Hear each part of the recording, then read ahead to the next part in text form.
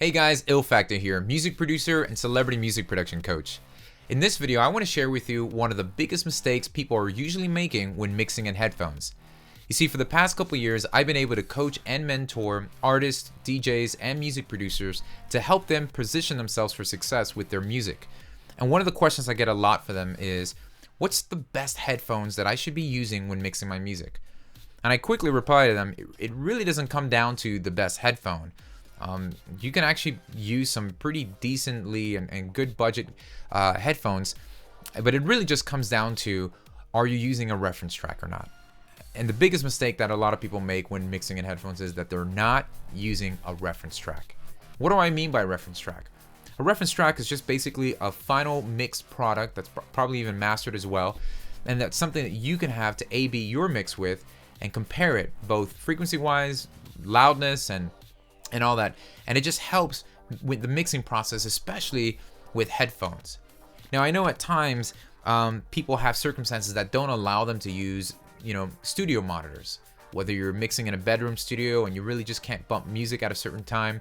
So a lot of people rely on mixing with headphones, and I know a lot of great engineers that get great mixes done with headphones, but it all comes down to them using a reference track.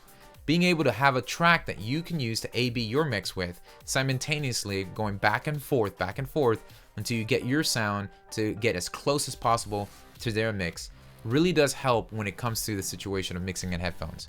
So what I want to do is show you how I set up a reference track with a couple little tips and tricks that can help you get going as well in Ableton Live. So let's go ahead and dive right in. Alright, so here's a session in Ableton Live. This is a remix I'm working on for the artist Cienfue, and the song is titled Buenas Noches. And so the artist was really adamant about the remix kind of going in a direction of it sounding like Justice. He's a big fan of the group, and he was like, hey man, if you can kind of head in that direction for this remix, or if you can get it to sound like that, that would be awesome. So I took that into consideration. And so when I started working on this remix, I was like, all right, cool, I'll go in that direction. So immediately, I started headed towards what, one of their tracks. And I used Justice's remix of the MGMT specifically for this project. So let me just solo this. And as you can see here, I have the track here. This is just a regular audio track. And this is where I'm going to keep my reference. And so I have this track here, and I'm going to solo that. Let's check out the reference.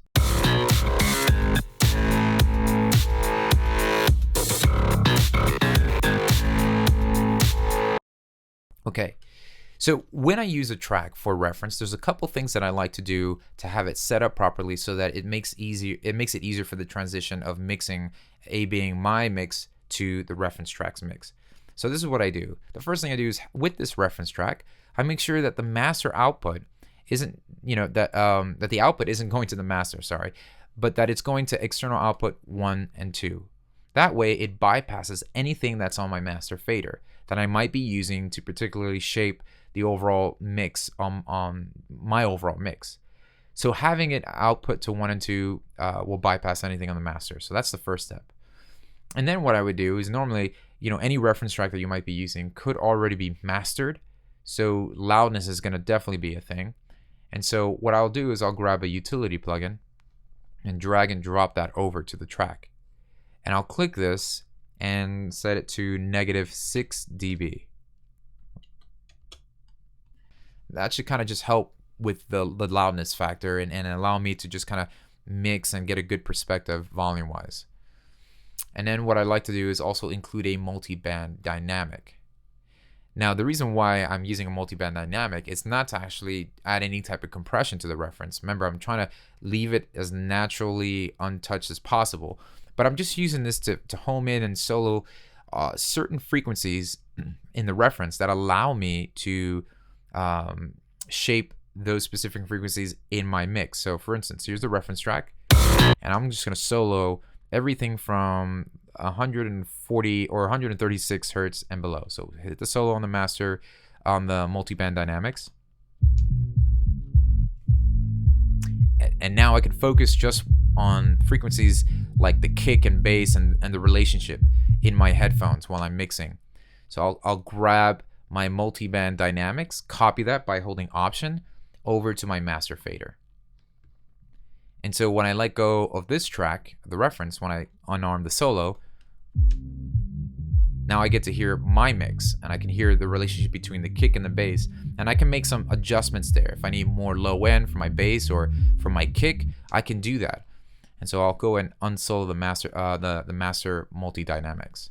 So let's listen to my mix really quick and see how I can immediately shape the mix while in headphones using the reference track as a guide.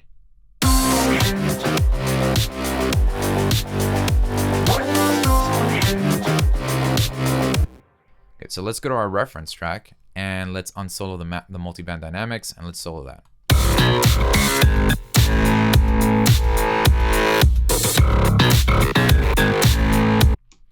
So I noticed that I can use a little bit more of that high mid from my basses. So I'll try to do that now.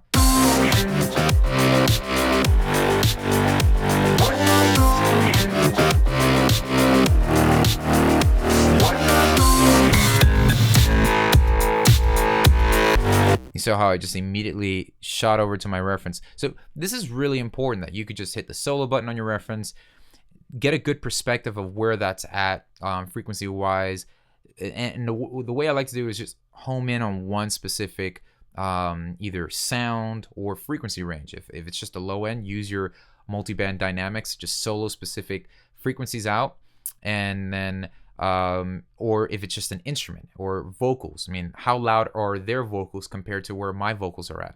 And this is really important. Without this reference, I'm literally just kind of flying blind in my headphones, and I don't know if I'm getting the depth and my stereo width and just the dimension that I'm looking for in my mixes when mixing in headphones. So if it sounds good in my headphones, if the reference mix sounds a certain way, and if I can get my mix to sound as close as possible to the reference mix in the headphones, then it should translate very well when switching over to your studio monitors or any type of monitors for that situation. So let's try using the mid section in the multiband dynamics. And now let's head to the master chain for my mix, hit the solo button on the mid, and now let's just unsolo the reference track. And even though they're different musically and might be playing different notes and stuff like that, I can still home in on specific frequencies in my instruments to, boost or cut to kind of get as close as possible. So having a reference track in your session with the ability to go back and forth, A-being your mix to the reference track, is essential to getting great mixes in your headphones. Don't buy into the hype thinking that if you spend the most money on the most expensive headphones that your mixes are going to sound great. I'd rather you have decent, cheap headphones, if anything, but having a reference track will get you a lot further in getting your mixes this way you want it to sound than spending a lot of money for nothing. So what I'd like to do is actually give you a free gift for watching this video. I want to say thank you for watching and then taking the time to watch this video. If you click the link down below in the description box, I have an Ableton Live set filled with loops, sounds, vocal chains, effects that I use in my projects. It's yours absolutely free. Just click the link in the description box below to download that, absolutely free. And if you want some more resources and guides on helping you take your music to the next level, visit my website, illfactormusic.com. Take care.